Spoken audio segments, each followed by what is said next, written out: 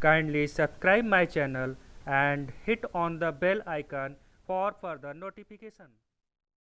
Good morning friends. Welcome back in your best channel MS Coaching Institute. कैसे हैं आप लोग? विश्वास है कि आप अपनी ज़िंदगी को एंजॉयफुल तरीके से जी रहे होंगे और अपने लक्ष्य की तरफ पूरे मेहनत करते हुए आगे बढ़ रहे होंगे। दोस्तों, जैसा कि आपको पता है कि इस समय मैं acid base and salt lesson का चैप्टर पढ़ा रहा हूं और उसी सीरीज में आज मैं part number 10 acid base and salt lesson का पढ़ाने वाला हूं और जिसमें मैंने टॉपिक लिया हुआ है importance of pH in everyday life. अब इसमें का पार्ट नंबर 9 में मैंने ये importance of pH in everyday life में सॉइल में पीएच का क्या इम्पॉर्टेंस होता है उसको पार्ट नंबर 9 में मैंने आपको प्रोवाइड किया हुआ है। आज मैंने दूसरा जो इम्पोर्टेंस हमारे डेली लाइफ में होता है पीएच का, वो है importance of pH for digestive system. हमारे डाइजेस्टिव सिस्टम, हमारे डाइजेशन में स्पेशली पीएच का क्या इम्पोर्टेंस है, पीएच वैल्यू के डिस्टर्बेंस होने की वजह से क्या प्रॉब्लम्स आते हैं, इन सब के बारे में आज हम लोग डिस्कशन करने वाले हैं। तो आइए देर किस बात की, शुरू करते हैं। और हाँ दोस्तों, एक चीज़ और ध्यान दीजिएगा, इसके पहले मैंने लाइट लेसन कंप्लीट कर दिया है। Chemical reaction and equation chemistry का फर्स्ट लेसन मैंने कंप्लीट कर दिया है और अभी हमारा acid base and salt lesson continue चल रहा है। इन सब के वीडियोस के जो लिंक्स हैं मैं आपको डिस्क्रिप्शन बॉक्स में प्रोवाइड कर दूंगा और आप उन्हें जाकर के देखें दोस्तों, और डेफिनेटली आपको बहुत ही अच्छे से कॉन्सेप्ट क्लियर होगा, ऐसा मेरा विश्वास है, ऐसा मैं दावा करता हूँ। तो आइए दोस्तों शुरू करते हैं। अब जैसा कि यहाँ पे बोल रहा है डाइजेस्टिव सिस्टम में पीएच का क्या इंपॉर्टेंस है। अब जब आप एसिड बेस और सॉल्ट को पढ़ते आ रहे हैं तो आपको मालूम होगा कि पीएच, लो पीएच होने का मतलब क्या है, एसिडिक मीडियम, और हाई पीएच होने का मतलब क्या है, बेसिडिक मीडियम होता है। और आप पीएच स्केल को अगर पढ़े होंगे तो 7 न्यूट्रल कंडीशन होता है और 7 से नीचे की वैल्यू दैट मीन 6, 5, 4, 3, 2 इस तरह से एसिडिक मीडियम बढ़ता जाता है और 7 से ऊपर की वैल्यू 8, 9, 10 इस तरह से बेसिक मीडियम हमारा क्या होता है, बढ़ता जाता है। ठीक है दोस्तों, तो चलिए अब यहाँ पर मैंने एक फ्लो चार्ट में ही बहुत ही सिंपल तरीके से आपको एक कॉन्सेप्ट समझाया हुआ है और आपको बहुत ही अच्छा लगेगा और बहुत ही सिंपल तरीके से आपको समझ में आ जाएगा। अब यहाँ पर हमारे स्टमच से digestive system, that means what, digestive system में मेन पार्ट हमको जो यहाँ पीएच से रिलेटेड देखना है दैट इज आवर स्टमच। अब हमारा जो स्टमच होता है, अगर आप डाइजेस्टिव सिस्टम को अच्छे से पढ़े होंगे बायो में और नहीं पढ़े होंगे तो मैं आने वाले लेसन में उनको कवर करने वाला हूँ, तो आपको पता चलेगा कि हमारे डाइजेस्टिव सिस्टम में जब स्टमच की बात की जाती है जहाँ पर गैस्ट्रिक जूस रिलीज किए जाते हैं, तो उन गैस्ट्रिक जूस में से एक मेन चीज होता है, रिलीज होता है जो हमारे स्टमच में, that is dilute HCl, hydrochloric acid release होता है। It produce hydrochloric acid. अब हाइड्रोक्लोरिक एसिड जो इनऑर्गेनिक होता है, जिसे आर्टिफिशियली प्रिपेयर किया जाता है इन द लैब, वो डेफिनेटली हार्मफुल होता है, but this is the natural hydrochloric acid. ये हमें हार्म नहीं करता है बल्कि ये हमें हेल्प करता है। अब किस तरह से हेल्प करता है, हाइड्रोक्लोरिक जो एसिड होता है वो डाइजेशन में हेल्प करता है, डाइजेशन विदाउट हार्मिंग स्टमच। पहली हेल्प ये हमें ये करता है कि हमारे डाइजेशन, जो हमारे पेट में डाइजेशन फूड पहुंचा हुआ है, उन फूड के डाइजेशन में हेल्प करता है विदाउट हार्मिंग स्टमच, हमारे स्टमच को बिना हार्म किए। और दूसरा चीज क्या करता है, किल्स माइक्रोब्स ऑफ फूड। हमारे फूड में अगर कोई माइक्रोब्स, बैक्टीरियाज वगैरह आए हुए हैं, कोई भी हार्मफुल हैं, कोई भी हार्मफुल माइक्रोब्स है, तो ये उन्हें क्या करेगा, तुरंत मार देता है। ठीक है दोस्तों, लेकिन अब होता क्या है, अब आप, ये नॉर्मल कंडीशन चल रहा है।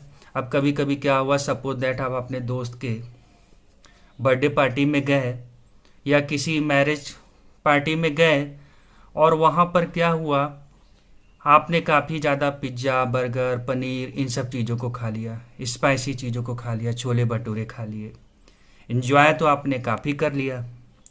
लेकिन होता क्या है, उसकी वजह से एक प्रॉब्लम क्रिएट हुआ। और वो प्रॉब्लम क्या हुआ, आपके पेट में कुछ समय के बाद आपको दर्द शुरू होता है, आपको लगेगा पेट फूला फूला सा है, इरिटेशन टाइप का होगा, आपके गले में कच्चे डकार से आते हैं। तो एग्जैक्टली आप बड़े परेशान होते हो कि भाई क्या हुआ, हमने एंजॉय तो काफ़ी कर लिया लेकिन लगता है बहुत ज़्यादा हमने खा लिया।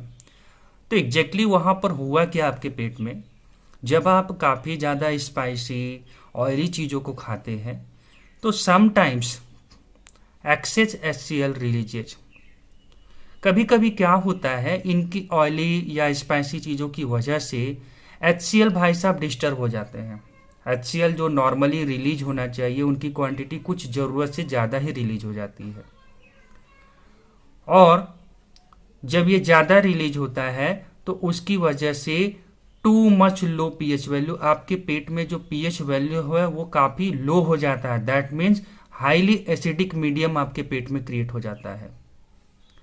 ठीक है दोस्तों, तो ये चीज़ें तो होती हैं दोस्तों कि अगर आप कोई भी चीज़ को अति से ज़्यादा करेंगे तो डेफिनेटली वो प्रॉब्लम आपको करेगा ही करेगा। ठीक है, नॉर्मल हम कोई भी चीज़ को यूज कर रहे हैं, बहुत ज़्यादा एक्सेस में उसको यूज नहीं कर रहे हैं, तब तक वो हमें कोई प्रॉब्लम नहीं करेगा। लेकिन कोई भी चीज़ दोस्तों याद रखिएगा, ज़रूरत से ज़्यादा हो गया तो डेफिनेटली वो आपको बैड इफेक्ट ही क्रिएट करेगा। अब जैसे यहाँ पर ज़रूरत से ज़्यादा HCl क्रिएट हो गया तो अब ये आपके लिए प्रॉब्लम क्रिएट करेगा। और वो प्रॉब्लम क्रिएट क्या होता है, stomach acid get push up into oesophagus. जो आपका फूड पाइप होता है जिसको हम ईसोफेगस कहते हैं, अब धीरे धीरे करके ये एक्सेस HCl वहाँ पर भी धीरे धीरे रीच करने लगता है, ऊपर की तरफ मूव करने लगता है। अब जब ये आपके ईसोफेगस, जिसको हम लोग फूड पाइप कहते हैं, जिसका कनेक्शन किसके साथ होता है, स्टमच के साथ में होता है, तो स्टमच में रिलीज हुआ HCl ऊपर की तरफ जब हल्का सा मूव करता है तो it Burns inside of the oesophagus. आपके ईसोफेगस के एरिया में एक जलन सी महसूस होती है। ठीक है दोस्तों, अब जो है एंजॉय तो आपने काफ़ी किया लेकिन अब बड़ी प्रॉब्लम आपको आना शुरू हो गया। ठीक है, और उसी को कहते हैं कि भाई जब ये HCl एक्सेस हो गया, HCl एक्सेस हो गया आपके पेट में, ज़्यादा एसिडिक मीडियम क्रिएट हो गया तो इसकी वजह से आपके पेट में जलन सा महसूस होता है, आपके गले में कच्ची डकार सी आती हैं। ठीक है दोस्तों, और इसी को कहा जाता है कि हमें एसिडिटी हो गई है। ठीक है, लेकिन जनरली एसिडिटी का जो फेमस नाम एक है एसिड रिफ्लक्स, ये बहुत फेमस नाम है, सब कॉमन टर्म्स हैं। ज़्यादा एसिडिटी मतलब क्या हुआ, पेट में ज़्यादा एसिडिक मीडियम क्रिएट हो गया, मतलब ज़्यादा HCl रिलीज हो गया, इसी को कहते हैं एसिडिटी, या उसी को कहते हैं एसिड रिफ्लक्स या इनडाइजेशन, अपच। हम जनरली बोल देते हैं कि हमारा क्या हो गया, खाना अपच हो गया है, हमारा खाना जो है पच नहीं रहा है। ठीक है दोस्तों, तो इस तरह की प्रॉब्लम होती है। तो अब आपको इतना तो समझ में आ चुका होगा कि pH वैल्यू का कितना इंपॉर्टेंस हमारे डाइजेशन में है, pH वैल्यू का कितना इंपॉर्टेंस हमारे डेली लाइफ में है। क्योंकि वही pH वैल्यू जब HCl नॉर्मल कंडीशन में क्रिएट हो रहा था तो हमारा जो pH वैल्यू नॉर्मल कंडीशन में पड़ा हुआ था और हमारे पेट में डाइजेशन हो रहा था और माइक्रोब्स को मार रहे थे। लेकिन यही HCl भाई साहब जब ज़्यादा क्रिएट हो गया, दैट मीन्स कि pH वैल्यू डिस्टर्ब हो गया, इसकी वजह से आपको प्रॉब्लम आ गया। ठीक है दोस्तों, तो कृपया ध्यान दीजिएगा इस चीज़ को कि भविष्य में कभी भी इस तरह का प्रॉब्लम आता है तो आप ध्यान दीजिएगा कि कोई भी चीज़ का अति ना करें, क्योंकि जब कभी भी किसी भी चीज़ का अति होगा तो डेफिनेटली वो आपको प्रॉब्लम करेगा दोस्तों। ठीक है दोस्तों, अब आते हैं सिम्टम्स की बात करते हैं कि सिम्टम्स क्या होंगे। जब एसिडिटी होगा तो आपको हार्ट बर्न, लोअर चेस्ट में आपको हल्का सा जलन सा महसूस होता है, sour taste in mouth, mouth में हल्का सा कच्चापन सा डकार सा आता है, आपको कोई भी चीज़ माउथ में ऐसा लगेगा खट्टापन सा आ रहा है। ब्लोटिंग होगा और आपके पेट में पेन और इरिटेशन भी हो सकता है। ये कुछ सिम्टम्स हैं और ये सिम्टम जब आएंगे तो फिर से दोस्तों बोलेंगे काश ऐसा हुआ होता कि मैंने पहले ही अपने आप को कंट्रोल कर लिया होता।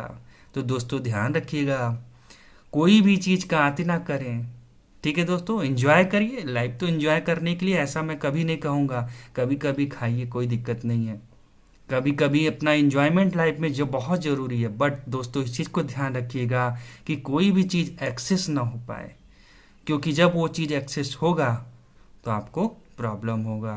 तो ध्यान दीजिएगा दोस्तों, अगली बार से कभी भी कोई भी बर्थडे पार्टी में गए, आप किसी भी फंक्शन में गए, तो पिज्ज़ा, बर्गर, चाउमीन या पनीर की सब्जी थोड़ा सा लिमिट में लीजिएगा दोस्तों।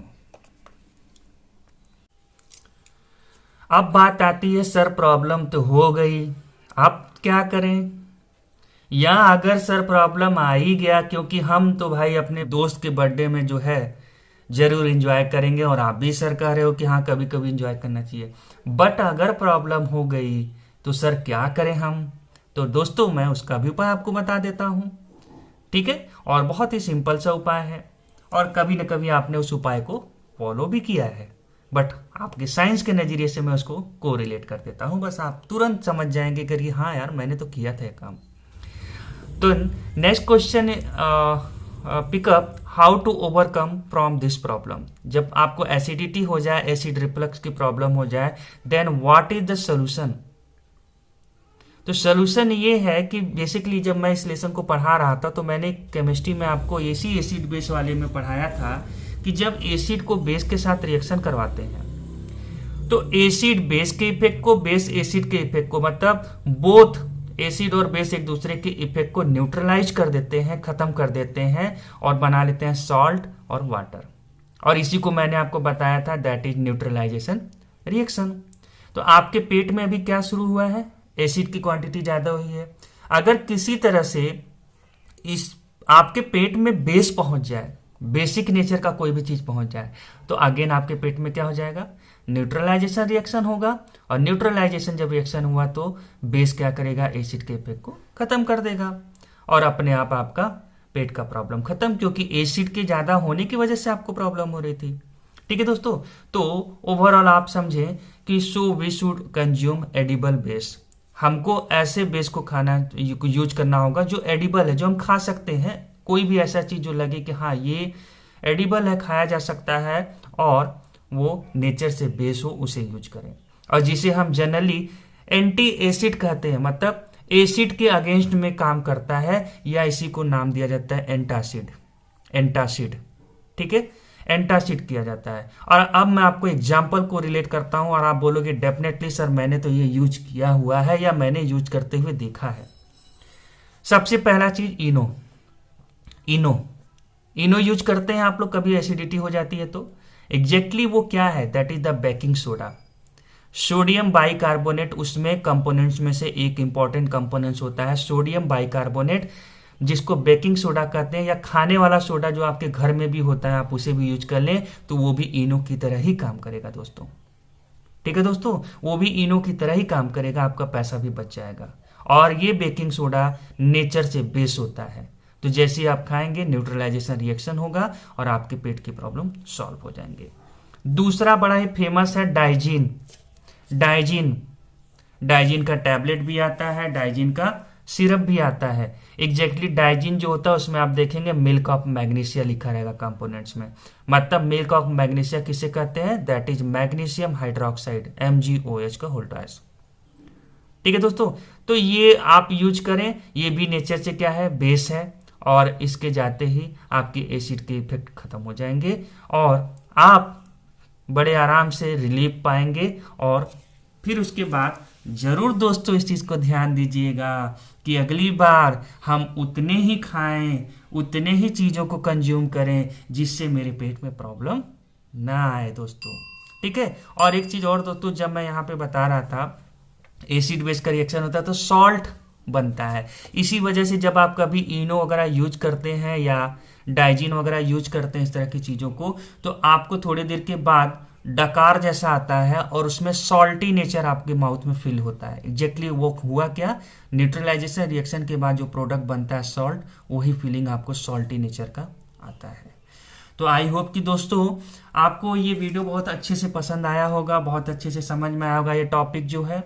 और अगर आपको पसंद आया दोस्तों तो लाइक तो बनता है दोस्तों, ठीक है, क्योंकि आपके लाइक से हमें ग्लूकोज मिलता है, हमें एनर्जी मिलती है दोस्तों, और हमें लगता है कि हम सही डायरेक्शन में जा रहे हैं।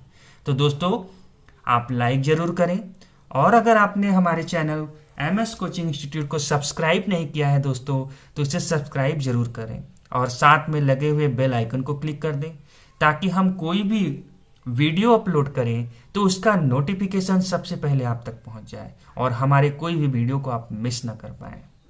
So thank you so much for watching this video and have a nice day.